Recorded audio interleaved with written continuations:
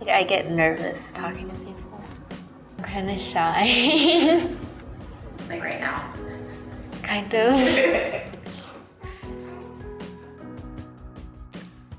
Like, I get nervous when I first meet people. It's like shaky. I don't even remember like how my body felt because that's how embarrassing it was. Yeah, it was just really shaky. I was like scared. I was like, oh my God. It was so embarrassing. I think my heart was beating really fast and like everybody's going through something, so we have to be mindful of that.